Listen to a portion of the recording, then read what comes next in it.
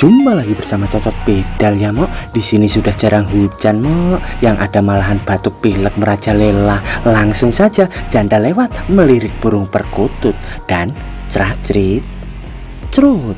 Debat kali ini terlihat di pinggiran kota pada malam hari. Seseorang berkata, "Apa yang sebenarnya terjadi? Kenapa kalian bisa menemukanku?" Ternyata itu adalah si Jongso dan Jang Seongso. Ia berkata, "Diam dan ikuti saja. Kita harus fokus untuk keluar dari wilayah mereka." Lalu di sana Jung memegang pundak Jang Seongso berkata, "Brengsek, hentikan omong kosong itu dan jelaskan padaku. Aku sudah tidak mood untuk pergi bersama." Tapi tiba-tiba sebuah tangan mencekiknya, dan itu adalah anak buah Jang Seongso. Dan ia berkata, "Hei bajingan tengik, di mana kau meletakkan tanganmu itu? Hah? Dasar bajingan congkak, kami sudah melalui masalah ini hanya untuk menyelamatkanmu. Kau pikir kau bisa melakukan apapun yang kau inginkan?" Sambil ia akan ancang-ancang memukul si Jung, dan Jung di sana berkata, "Lepaskan brengsek, akan kubunuh kau." Lalu terdengar suara keras dari Jang Seongso. Ia berkata, "Kalian berdua berhenti. Siapa yang menyuruhmu ikut campur? Jong Seok, aku akan menjelaskan semuanya." Lalu di sana anak buahnya pun meminta maaf kepada Hyung Limnya itu. Lalu di sana Jang Seongso berkata, "Dari mana aku harus memulainya? Ya, seperti yang kau ketahui, kami geng Tiger School dan geng Sampo adalah rival. Kami sudah bertarung di seluruh underground Incheon selama bertahun-tahun. Namun kami dapat laporan bahwa geng Sampo membuat gerakan, dan sebagai letnan aku berpatroli dan mengawasi mereka. Lalu tiba-tiba bocah itu, siapa namanya? Bocah Cina besar." Lalu terlihat bayangan Jung yang mengingat akan si dagu besar, dan ia berkata, "Dia di mana dia sekarang?" Di sana Jang Seongso menjawab, "Aku sudah menyuruh orangku untuk mengantarnya ke rumah sakit. Jangan cemas, meskipun dia babak belur, tapi dia tidak ada yang patah. Anak itu, dia mencarimu dengan putus asa meskipun sudah terluka." Di sana Jung bergumam, si bodoh itu, dia tidak perlu begitu." Lalu di sana Jang Seongso berkata lagi, "Bagaimanapun juga ikuti aku. Siapa yang tahu apa yang akan mereka lakukan? Ayo ke wilayah kami." Di sana Jung malah menjawab, "Kenapa harus aku melakukan itu?" Di sana Jang Seok pun lalu melirik ke arah Jung, dan Jung berkata, "Memangnya aku gila? Kenapa juga aku harus pergi ke markas geng lainnya? Bagiku kau dan geng Sampo itu sama saja. Dan mulai sekarang berhentilah bersikap bersahabat denganku. Aku tidak ingin mendapatkan perhatian geng Sampo lagi." Sedangkan di sisi anak buah Jang Seong, ia berkata, "Bajingan sialan itu tidak tahu berterima kasih." Lalu si Jang Seok berkata, "Tidak masalah, biarkan saja dia." Dan terlihat Jung yang sedang berjalan kesakitan. Ia berkata, "Astaga, sialan." Lalu ia membayangkan bos Sampo yang berkata, "Apa sekarang mereka memilih yang terkuat di sekolah berdasarkan tampang? Kau pikir kau bisa bertahan di kehidupan gangster yang keras hanya dengan itu?" Lalu Jung di sana berkata, "Sial, sial." Dan ia membayangkan lagi bos Sampo yang berkata, "Senang bertemu denganmu hari ini. Selanjutnya mari kita bertemu di tempat yang lebih baik." Sana Jung emosi dan memukul tembok di sana. Ia berkata, "Sial, apa yang harus aku lakukan? Malaikat sialan." Lalu beberapa saat kemudian terlihat ayah Jung yang sedang pulang. Ia berkata, "Hei nak, ayahmu sudah pulang." Lalu ia membuka pintu dan bergumam, dia masih belum kembali. Apa dia tahu jam berapa sekarang?" Dan ayahnya langsung masuk ke rumah, dan ia memegang bahunya yang sakit di sana. Lalu tiba-tiba dia mendengar sesuatu yang mencurigakan. Ia mengendap-endap dan bergumam, "Suara apa itu? Apa itu pencuri? Pencuri jalan! Hei, kau pikir kau itu siapa?" Lalu ia pun terkejut karena di sana adalah si Jung yang sedang berkemas-kemas. Ia berkata, "Oh, astaga, rupanya kau. Ayahmu sudah pulang dan kau tidak keluar. Dan apa-apaan semua kekacauan ini?" Jung berkata, Ayah tepat waktu. Kemasi barangmu. Kita harus meninggalkan kota sekarang juga." Di sana ayahnya pun terkejut berkata, "Apa? Kenapa kau bicara tiba-tiba seperti itu? Apa yang terjadi?" Lalu ayahnya melihat muka Hyung yang sedang bonyok. Ia berkata, "Apa? Kau babak belur?" Jung menjawab, lupakan itu, kemasi saja barang-barangmu, kita harus pergi sekarang juga. Ayahnya pun menjawab, apa kau gila? Kenapa kau harus bicara begitu? Lalu memangnya kita harus kemana? Lalu Jung di sana marah berkata, brengsek, memangnya itu penting sekarang? Geng Sampo mengejar kita. Lalu ayahnya pun berkata, geng Sampo, maksudmu geng itu? Lalu Jung menjawab, memangnya ada berapa geng Sampo di sini? Jika kau mengerti, maka cepatlah berkemas ayah. Kita harus lari. Sialan, bagaimana bisa ini terjadi? Lalu di sana ayah Jung melihat Jung yang sedang berkemas-kemas. Lalu di tangannya terlihat ada panci chicken dinner. Di sana panci itu pun akan diarahkan ke Jung dan Jung berkata, hei, apa yang ayah lakukan? Cepatlah dan kita bereskan barang-barangmu. Dan tiba-tiba ia memukul belakang kepala Jung. Dan di sana Jung kesakitan berkata, kau Pak Tua, apa yang kau lakukan? Lalu ayahnya menjawab, apa yang kau lakukan? Aku memberikan pelajaran pada anakku yang gila. Tidurlah sekarang. Lalu di sana Jung pun perlahan matanya tertutup dan lalu pingsan. Dan beberapa waktu kemudian terlihat Jung yang membuka matanya dan terbangun. Ia kesakitan berkata, kepalaku, jam berapa ini?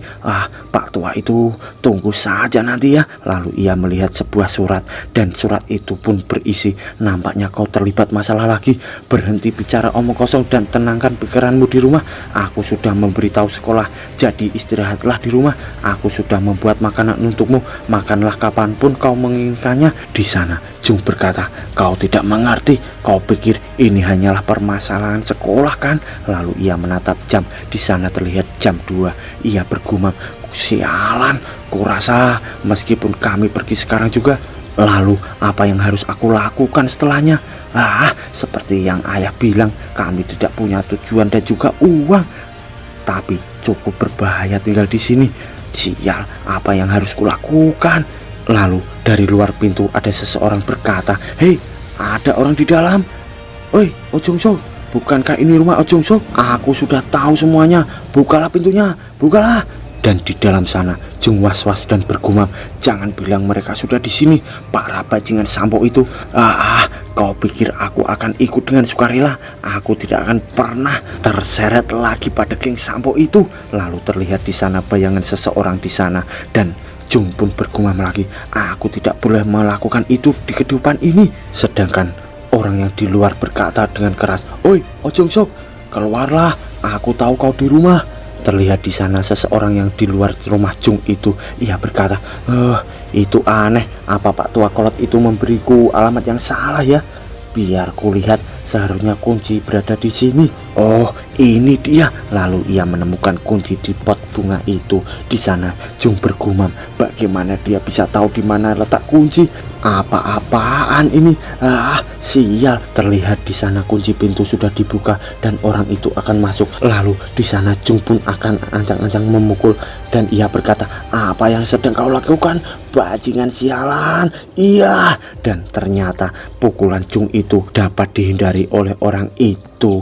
Dan Jung berkata lagi, kau tidak akan bisa pergi, sambil ia mengayunkan pentungannya itu lagi. Dan orang itu berkata, tunggu, berhenti Ojong Sok. Lalu Jung di sana terdiam dan terkejut menatap sesuatu, dan orang itu pun berkata, sambutan yang sangat ramah. Kau adalah Ojong Sok kan? Aku detektif Jo Yung Sung dari distrik polisi barat.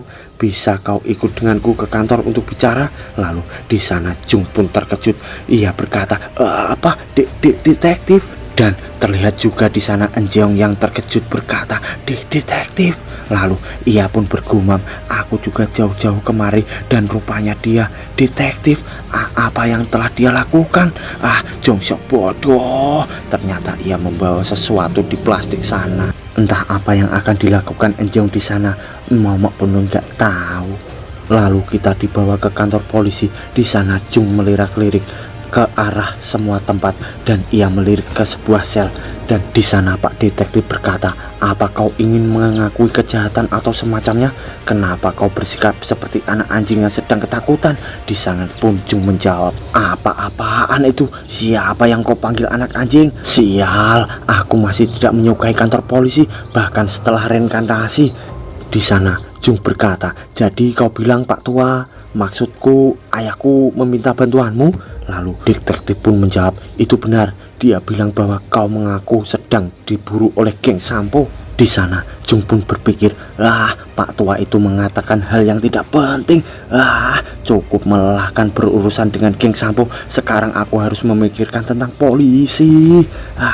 Pak Tua. Tapi tetap saja dia menganggapku serius. Kata-kata dari pembuat masalah yang bicara tanpa bukti, sambil ia membayangkan waktu ia bicara dengan ayahnya saat itu.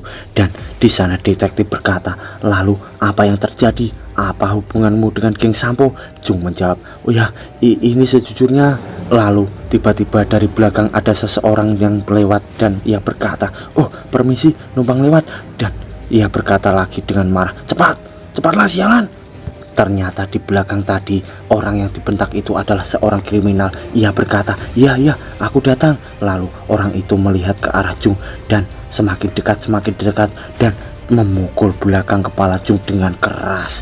Ia berkata, wah nak, burung pipit yang masih belum bisa terbang, apa yang kau lakukan di tempat seperti ini? Wah baiklah, aku sudah bisa menebak bagaimana kau besar nanti. Lalu orang itu pun pergi dari belakang Jung dan terlihat ada seseorang yang berkata, hei. Lalu orang itu menoleh, lalu terlihat Jung akan memukul, berkata, matilah, sampah tidak berguna, dan jebret. Orang itu dipukul Jung dengan keras sampai dia tersungkur ke lantai. Orang itu tergeletak di lantai sambil diborgol. Ia ketakutan dan Jung di sana berkata, kau bilang apa tadi? Ulangi lagi. Lalu orang itu pun kelihatan bonyok matanya yang sebelah. Ia berkata, kau bajingan gila, kau memukul orang di kantor polisi. Lalu Jung berkata, siapa peduli dengan hal itu? Lalu apa tidak ada lagi yang ingin kau katakan? Matilah sampah. Lalu di sana terdengar suara, hei, hentikan itu Jongso. Ternyata itu adalah suara Pak Detektif yang melerai mereka. Pak Detektif berkata lagi, apa sejak awal kau kemari memang untuk bertarung? Setidaknya kau bisa menahan dirimu sebanyak itu kan? Di sana Jung berkata, aku mengerti. Dan ia pun bergumam, sialan, aku mengamuk tanpa menyadarinya. Di sana terlihat orang yang tadi dipukul Jung sedang bonyok dan menangis dan dimarahi oleh detektif lainnya. Lalu beberapa saat kemudian kita dibawa ke kafe dan di sana seseorang berkata, haruskah kita minum kopi? Ini, minumlah. Lalu seseorang itu pun menjawab, tidak, aku tidak suka kopi. Dan itu adalah Jung dan Pak Detektif. Pak Detektif di sana berkata, kau masih tidak mengerti selera orang dewasa. Sedangkan di sisi Jung, ia pun berpikir, aku masih terlalu gusar karena apa yang terjadi kemarin. Sial, apa yang sedang kulakukan di sini? Aku tidak punya waktu untuk dihabiskan di sini. Lalu ia berkata, aku pergi dulu. Sambil ia akan pergi dari sana, Pak Detektif berkata, hei, kau pergi begitu saja? Bagaimana dengan geng Sampo? Jung di sana pun menjawab, kau percaya cerita itu? Betapa mudahnya kau ditipu. Ayahku sudah berlebihan hanya karena aku berkelahi dengan berandalan. Jung di sana pun berpikir, apa kau bercanda? Kau pikir polisi biasa sepertimu punya kesempatan untuk melawan geng Sampo? Kenapa aku harus percaya dan menceritakan segalanya padamu? Aku bisa menyelesaikannya sendiri. Lalu di sana detektif minum sambil melihat ke arah Jung. Ia berkata, Do Junso berkata yang sebaliknya. Lalu terlihat di sana Jung yang terkejut dan menoleh berkata, apa? Di sana detektif berkata lagi, oh Jung Suk, kelas 2 SMA Sampo yang terkuat di SMA saat ini, bertemu dengan geng Tiger School Jang Seunso beberapa kali dan juga menghajar anggota geng Sampo kemarin di distrik Sorim di gang belakang. Teman sekelasmu Do Jongso saat ini dirawat di rumah sakit selama 2 minggu ke depan. Apa ada yang salah? Dan di sana Jung terdiam. Lalu ia berkata, bajingan kau. Lalu ia pun bergumam, sial, dia sudah tahu segalanya. Detektif berkata lagi, mari masuk Jung Seok. Kali ini kita harus bicara serius, bukankah begitu? Dan bersambung, mak.